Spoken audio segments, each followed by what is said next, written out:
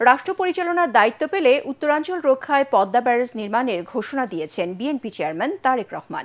রাজশাহীর মাদ্রাসা মাঠে জনসভায় কৃষকদের জন্য 10,000 টাকা পর্যন্ত কৃষি ঋণ সুদসহ মওকুফেরও অঙ্গীকার করেন তিনি।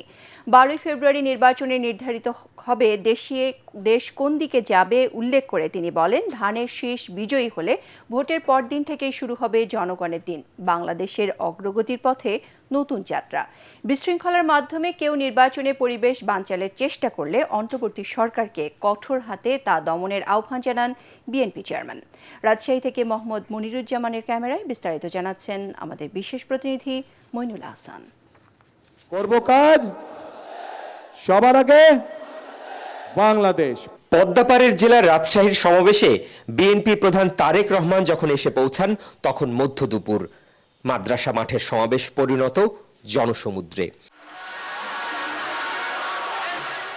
শাহ মখদুম রহমতুল্লাহ আলাইহির মাজার জিয়ারত করে স্ত্রী ডাক্তার জুবাইদা রহমানকে সাথে নিয়ে সরাসরি মঞ্চে আসেন তারেক রহমান।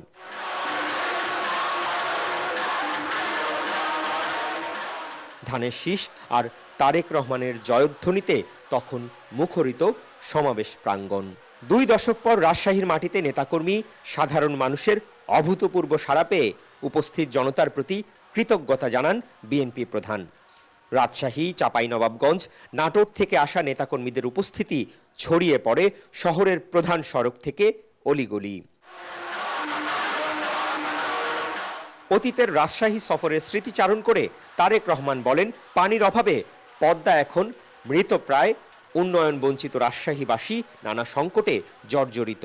আমাদের তিস্তায় পদ্মা ব্যারাজের কাজ আমরা শুরু করব, বরেন্দ্র প্রকল্পের কাজ আমরা শুরু করব, 10,000 টাকা পর্যন্ত কৃষি লোন মওকুফের কাজ আমরা শুরু করব। এই কাজগুলো হচ্ছে জনগণের কাজ এবং এই কাজগুলো ইনশাল্লাহ 12 তারিখে ধানের শীষ জয়যুক্ত হলে পরে ইনশাল্লাহ 13 তারিখ থেকে শুরু হবে জনগণের জয়যাত্রা। মাইক্রোফোন হাতে মঞ্চের নানা প্রান্ত ঘুরে ঘুরে বক্তব্য রাখতে গিয়ে তারেক রহমান বলেন, অতীতে ফ্যাসিবাদী সরকার উন্নয়নের নামে দুর্নীতি, লুটপাট, দুঃশাসনের মাধ্যমে দেশকে ধ্বংসের দ্বার প্রান্তে নিয়ে গেছে। তিনি বলেন, 12 ফেব্রুয়ারি নির্বাচনে নির্ধারিত হবে বাংলাদেশের ভবিষ্যৎ।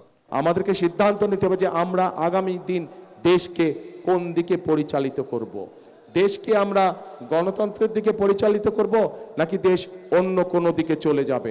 নির্বাচন বানচালের নানা ষড়যন্ত্র হচ্ছে অভিযোগ করে তিনি কেউ বিশৃঙ্খলা সৃষ্টির চেষ্টা করলে তা দমনে অন্তর্বর্তী সরকারকে কঠোর হওয়ার আহ্বান জানান।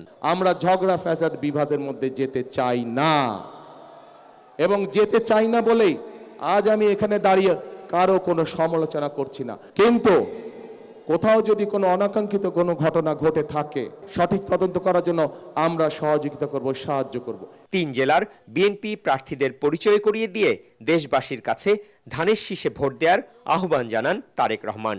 জনগণ যদি 12 তারিখে সজাগ থাকে, জনগণ যদি 12 তারিখে সতর্ক থাকে, 13 তারিখ থেকে শুরু হবে জনগণের দিন ইনশাআল্লাহ। পরে নওগাঁর এটিম মাঠে জনসভায় যোগ দেন তারেক রহমান।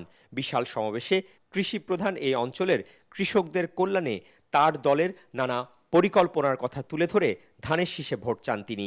আমরা পরিকল্পনা গ্রহণ করেছি যে কৃষি সংক্রান্ত যেগুলো মিল ফ্যাক্টরি আছে, যারা কৃষি সংক্রান্ত কৃষি পণ্য নিয়ে যারা মিল ফ্যাক্টরি করবে তাদেরকে আমরা বিশেষভাবে সহায়তা প্রদান করব, যাতে করে তাদের মিল ফ্যাক্টরিগুলোতে এই অঞ্চলের মানুষের, এই অঞ্চলের ছেলেমেয়েদের যাতে কর্মসংস্থানের ব্যবস্থা হয়। রাতে নিজ জেলা বগুড়ার আলতাফুন্নেসা খেলার মাঠে নির্বাচনী জনসভায় যোগ দেন তারেক রহমান। মইনুল আহসান, এটিএন বাংলা, বগুড়া।